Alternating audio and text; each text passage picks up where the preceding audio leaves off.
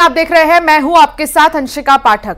भोपाल से बड़ी खबर की ओर रुख करेंगे। तालाब में डूबे 3 मासूम बच्चे, एक बच्चे का शव मिला है और 2 की तलाश जारी है।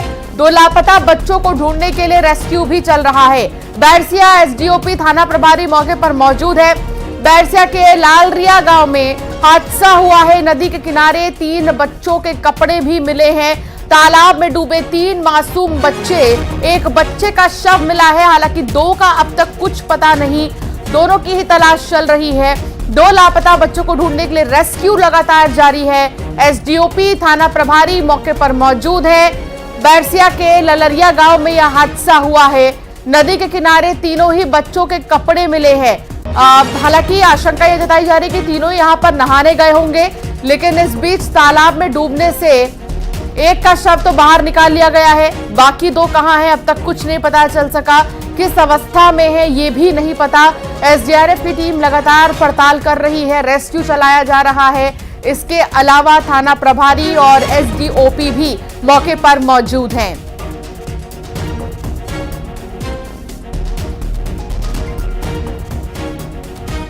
शैलेंद्र चौहान संवाददाता साथ जुड़ चुके हैं। शैलेंद्र, कुछ जानकारी मिल पाई क्या? वो 2 बच्चे जो बाकी अब तक नहीं मिल सके हैं, उनका कोई सुराग? हाँ, देखिए, बैरसिया के लालरिया गांव की एक घटना है। वहां पर तालाब में करीब शाम को बच्चे नहाने गए थे और वहां पर उसके बाद से बच्चे मिले नहीं। और इनके जब तीनों के कपड़े वहां तालाब किनारे मिले तो वहां के स्थानीय ग्रामीणों ने पुलिस को सूचना दी। उसके बाद रात को 9 बजे से रेस्क्यू ऑपरेशन शुरू किया गया था और रात को लगातार एसडीआरएफ की टीमें पहुंची और बच्चों के शव खोजने के प्रयास किए गए। काफी मशक्कत के बाद एक बच्चे का शव वहां से मिल सका है। बाकी 2 बच्चों के कपड़े तो बाहर है, लेकिन उनका शव अभी तक नहीं मिल पाया। सारी रात एसडीआरएफ की टीम, प्रशासन की टीम, पुलिस की टीम मौके पर मौजूद रही, सर्चिंग जारी रही। सुबह 5 बजे तक, रात को 9 बजे से सुबह 5 बजे तक ये सर्चिंग जारी रही। उसके बाद अभी कुछ देर के लिए ब्रेक लिया गया। माना जा रहा है कि वहां पर पानी का बहाव काफी है, इस कारण बॉडी हो सकता है कि थोड़ा आगे भी बहकर चली गई हो, पानी के बहाव तेज होने के कारण। तो अभी सर्चिंग रोकी गई है और अब और भी टीम को बुलाया गया है, गोताखोर बुलाए गए हैं, ताकि अगर वो तालाब की अगर अंदर गाद में है, गहराई में है, तो जो विशेषज्ञ गोताखोर है उनको बुलाया गया है। वो अब वापस से एक बार रेस्क्यू शुरू करेंगे और कोशिश की जाएगी कि बच्चों के बाकी जो शव है वो भी मिल जाए। ये भी शंका जताई जा रही है कि 3 ही बच्चे हैं या और कोई भी बच्चा वहां हो सकता है। तो इस तरह की तमाम अभी अटकलें हैं और वहां परिजनों का भी रो रो कर काफी बुरा हाल है। बच्चे जो है क्योंकि 2 बच्चे अभी तक मिल नहीं सके हैं गांव में, तो निश्चित ही अब प्रशासन की टीम भी लगातार सक्रिय है और पूरी कोशिश की जा रही है कि बाकी शव भी जल्द से जल्द निकाले जा सके। तो जल्द ही गोताखोर वापस से अब एक और ऑपरेशन शुरू करेंगे ताकि बच्चों को बाहर उनके शव जो है निकाले जा सके। बहुत शुक्रिया शैलेंद्र जानकारी साझा करने के लिए। बहुत ही दुखद है ये कि जो 2 बच्चे हैं वो अब तक नहीं मिल सके, हालांकि उनके कपड़े भी वहां से मिले हैं। सिंगरौली में बोरवेल में गिरी बच्ची सौम्या की इलाज के दौरान मौत हो गई है। कल शाम खेलते हुए मासूम बोरवेल में गिर पड़ी थी, जहां 7 घंटे चले रेस्क्यू ऑपरेशन के बाद बच्ची को बाहर निकाला गया और तुरंत अस्पताल ले जाया गया, लेकिन डॉक्टर्स ने बच्ची को मृत घोषित कर दिया है। सोमवार 29 जुलाई को मासूम सौम्या का जन्मदिन था। शाम को वो अपने पिता के साथ खेत गई हुई थी। इस दौरान पिता काम में लगे हुए थे और वो अकेले खेल रही थी। इसी दौरान वो बोरवेल के पास पहुंच गई और अचानक उसमें गिर गई।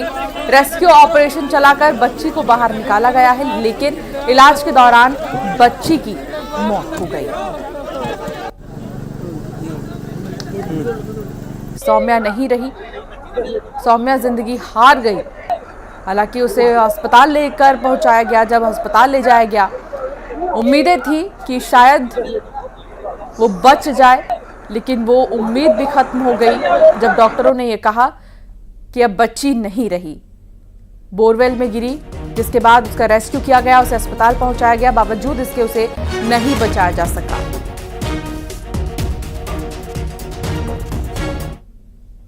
मुझे बच्ची को ध्यान नहीं दिया, गिर गया उसने।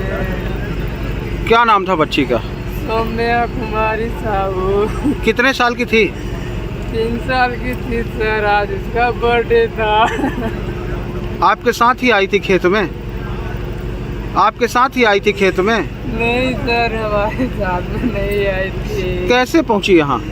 बकरी के पीछे भागी है साहब। तो ये बोरवेल कैसे खुला हुआ पड़ा था? बोरवेल सर फटा हुआ था, 8-10 साल का पुराना बोरवेल है ये। आपे ने खुदवाया था? जी सर। बंद था? बंद किए थे सर, वो किनारे किनारे चूहा लग गया। जब अभी वहाँ गिरी बच्ची तो देखे हम लोग, पूरा पीला है।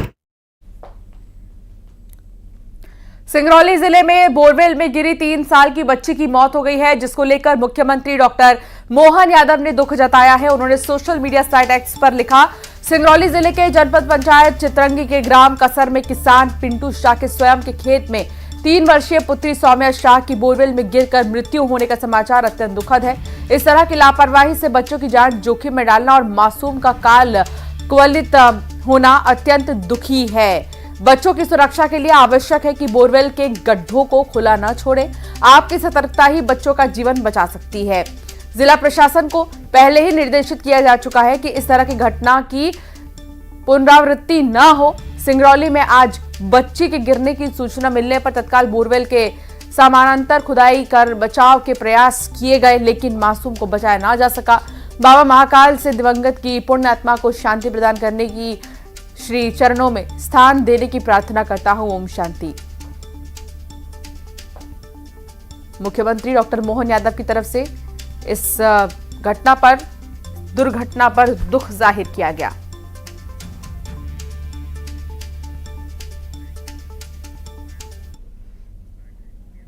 रतलाम से खबर, जहां किराए पर गाड़ी लेकर बेचने वालों का खुलासा हो चुका है। 2 करोड़ रुपए की 12 गाड़ियां जब्त की गई हैं। पुलिस ने 4 आरोपी को भी गिरफ्तार किया। फर्जी कागजात बनाकर ये गाड़ी बेचते थे।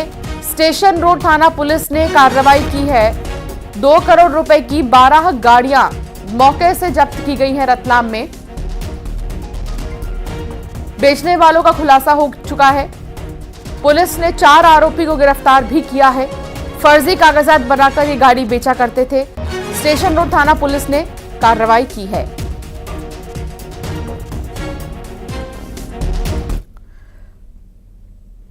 तो वहीं भोपाल में आज मोहन कैबिनेट की अहम बैठक होगी।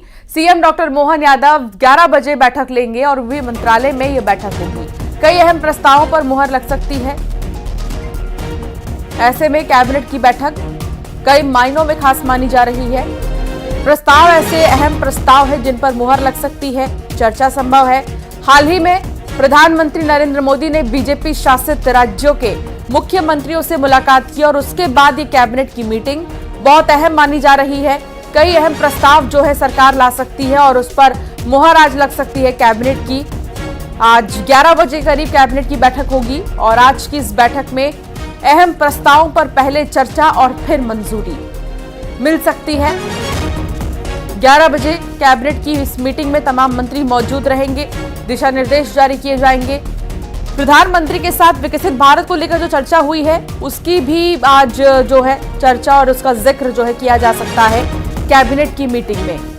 11 बजे हालांकि कैबिनेट की मीटिंग होनी है सुबह और 11 बजे कई अहम प्रस्तावों पर मुहर लग सकती है। इसके अलावा अहम मुद्दे उन पर भी चर्चा संभव है। हालांकि उपचुनाव भी होने हैं तो कैबिनेट में क्या उपचुनाव को लेकर भी कोई चर्चा होगी, ये अभी इंतजार करना होगा। लेकिन 11 बजे के बाद ही पता चलेगा कि कैबिनेट में किन बातों पर बात बनी है, किन बातों को लेकर चर्चा हुई है।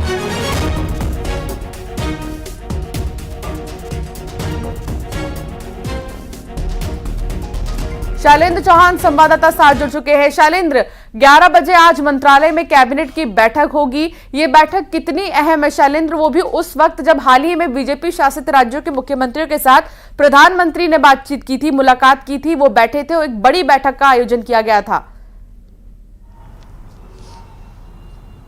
हाँ जी अंशिका, देखिए सबसे महत्वपूर्ण बात यही है कि 2 दिन तक सीएम और दोनों डिप्टी सीएम दिल्ली में थे। पीएम नरेंद्र मोदी के साथ पहले दिन नीति आयोग की बैठक हुई, उसके बाद सभी राज्यों के सीएम और डिप्टी सीएम के साथ।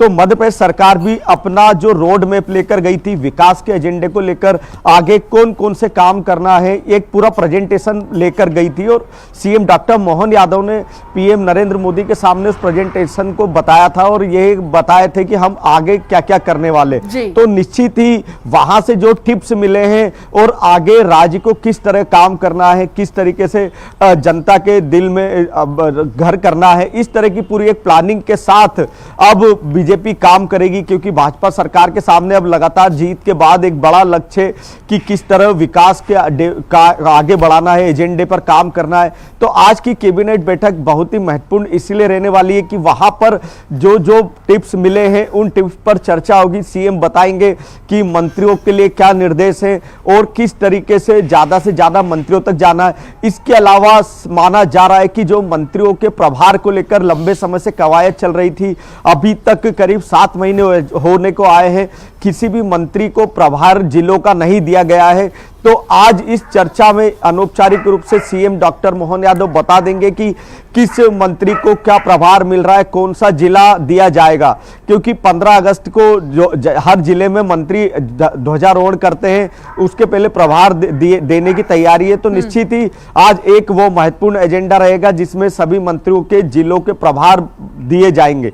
इसके अलावा बात की जाए तो जो इन्वेस्टर समिट है उससे जुड़े, औद्योगिक निवेश से जुड़े कुछ महत्वपूर्ण बिंदु है, उन पर चर्चा होगी। तबादला नीति को लेकर भी बार बार कवायद चल रही है, अनौपचारिक रूप से आज इस पर भी चर्चा हो सकती है। तो 3 से 4 अहम फैसले आज बैठक में हो सकते हैं।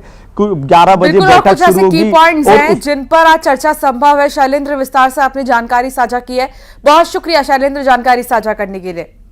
छत्तीसगढ़ में 200 प्लांट बंद हो जाएंगे। स्टील उद्योगपतियों की बैठक में यह फैसला लिया गया है। 2 लाख से भी ज्यादा लोगों पर इसका असर पड़ने वाला है। बढ़ी हुई बिजली दरों को लेकर यह फैसला लिया गया है उद्योगपतियों की तरफ से। बढ़ी बिजली दर से उद्योग चलाना मुश्किल है। उद्योगपति का यह कहना है कि मांगे पूरी नहीं होने पर एक-एक कर प्लांट बंद हो जाएंगे। उद्योगपतियों की कुछ मांगे हैं, अगर वो मांगे पूरी नहीं होंगी तो एक-एक कर सारे प्लांट बंद हो जाएंगे। और लगभग 200 प्लांट बताए जा रहे हैं ऐसे जो कि बंद होने की कगार पर है। स्टील उद्योगपतियों ने बैठक में फैसला लिया है। उनकी एक बैठक हुई थी जिसमें निर्णय लिया गया है जो बढ़ी हुई बिजली की दरें हैं उसमें काम कर पाना मुश्किल है। और ऐसे में उद्योगपतियों का कहना है कि मांगे पूरी नहीं होंगी तो एक-एक कर सारे ही प्लांट बंद हो जाएंगे। तनु वर्मा सहयोगी साथ जुड़ गई है। तनु, उद्योगपतियों की बैठक में क्या निर्णय लिया गया वो भी बताइए, और साथ ही जो 200 प्लांट बंद होंगे इसका कितना प्रभाव पड़ने वाला है? जी बिल्कुल, देखिए छत्तीसगढ़ में बढ़ी हुई बिजली दरों को लेकर अब जो उद्योगपति हैं वो बड़े लेवल पर जो है वो विरोध करने जा रहे हैं। और इसको लेकर आज रात 12 बजे से करीब 150 से 200 स्टील प्लांट जो हैं वो जो है बंद कर दिए गए हैं। और इसके साथ ही सबसे पहले CSPDCL आधारित मिनी स्टील प्लांट को जो है वो बंद किया जा रहा है। और इसके बाद उद्योगपति संघ ने जो है प्रदेश के करीब 500 से अधिक स्टील प्लांट को बंद करने का फैसला जो है लिया गया है। और अगर सच में इस तरह से छत्तीसगढ़ में ये सभी स्टील प्लांट बंद होते हैं तो एक बड़ी समस्या छत्तीसगढ़ को लेकर जो है वो सामने आएगी। और इसका ज्यादा प्रभाव जो है वो उन उद्योगों में काम करने वाले मजदूरों की तरफ जो है वो देखने को मिलेगा। और करीब इससे 2 लाख से अधिक लोग जो है वो प्रभावित होंगे। वहीं स्टील उद्योग संघ के प्रमुख का कहना है कि हाल ही में जो बढ़ा हुआ बिजली दर है उसे काम कर पाना बेहद ही मुश्किल है। और उद्योगपति की स्थिति जो है इससे गंभीर हो चुकी है खासकर। और ऐसे में अगर इनकी कीमतों में जो है वो कमी नहीं आएगी तो ऐसे में वो उद्योग चलाने में भी जो है असमर्थ रहेंगे, क्योंकि वो बढ़ी हुई कीमतों का जो है वो सामना नहीं कर पा रहे। ऐसे में उनका अनुरोध है कि सरकार जो है इस मामले की पूरी जांच करे और जो आवश्यक कदम है वो उठाएं ताकि आगे जो है उत्पादन में किसी भी तरह की रुकावट जो है वो ना आए। फिलहाल आज 150 से 200 स्टील और स्पंज प्लांट जो है वो बंद रहेंगे और इससे करीब 2 लाख से ज्यादा लोग जो है वो प्रभावित होने हैं। और इसके बाद अगर इसके बाद भी सरकार कोई खास कदम इस पूरे मामले को लेकर नहीं उठाती है तो पूरे प्रदेश के 500 से ज्यादा स्टील प्लांट जो है वो उसको बंद करने का निर्णय जो है उद्योगपतियों के द्वारा लिया गया है। जी बहुत शुक्रिया तनु जानकारी साझा करने के लिए। तो अभी इंतजार करना होगा कि कब तक उद्योगपतियों की मांगे पूरी होंगी। पेंड्रा से खबर है जहां मरवाही में 2 हाथियों का उत्पात देखने को मिला। एक सप्ताह में 5 मकानों को नुकसान पहुंचाया इन हाथियों ने। फसलों को भी नुकसान पहुंचाया है। मरवाही के घोसरिया के जंगल में हाथी घूम रहे हैं। दंतैल हाथी की दहशत है। वन विभाग हाथियों की निगरानी भी कर रहा है।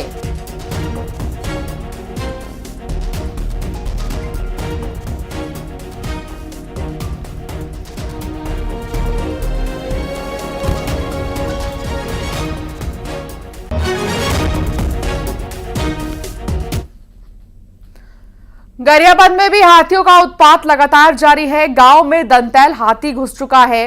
गांव में हाथी आने से हड़कंप मच गया है। ग्रामीणों में हाथियों की दहशत है और घरों खेतों में फसल को नुकसान पहुंचाया। 20 से ज्यादा गांव में अलर्ट जारी किया गया है। रात भर जागकर ग्रामीण निगरानी कर रहे हैं।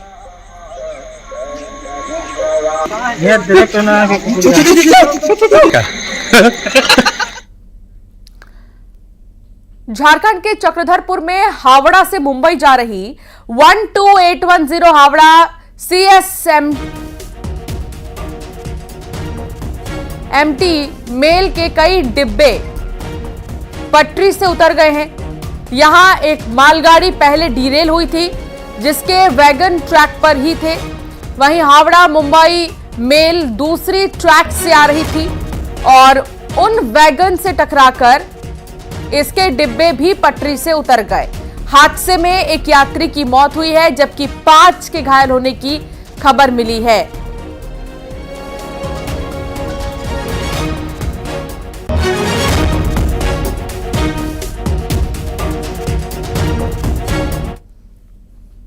बारिश का ब्रेक फेल है। आफत का अलर्ट जारी है। बाढ़ के खतरों वाले इलाकों में प्रशासन लोगों को मुनादी करके चेता रहा है, लेकिन कुछ लोग हैं कि मानने को तैयार नहीं। बारिश में बन रहे हैं खतरों के खिलाड़ी। आखिर जिंदगी से यह खिलवाड़ क्यों? थोड़ी सी लापरवाही जानलेवा भी साबित हो सकती है।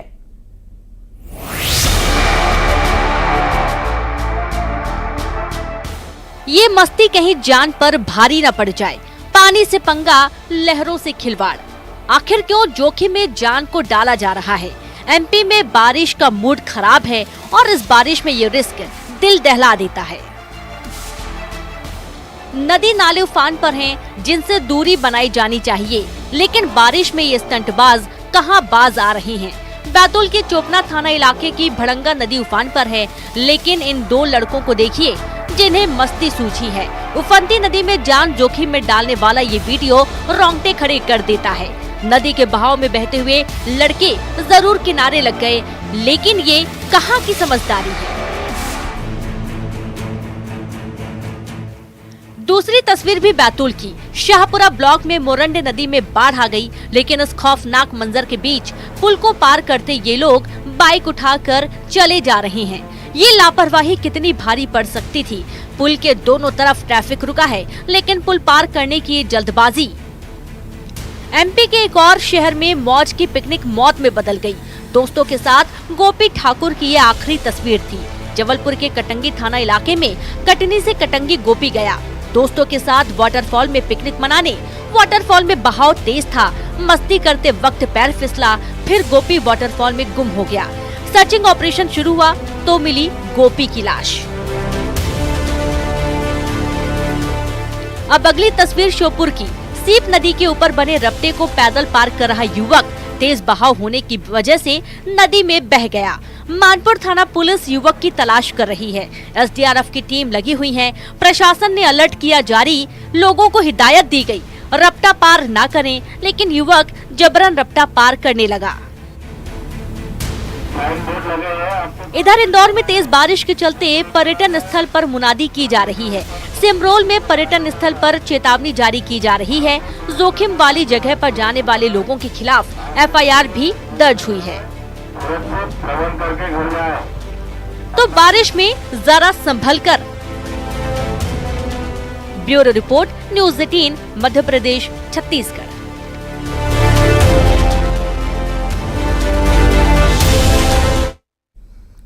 और चलिए अब एक नजर टॉप 20 खबरों की ओर।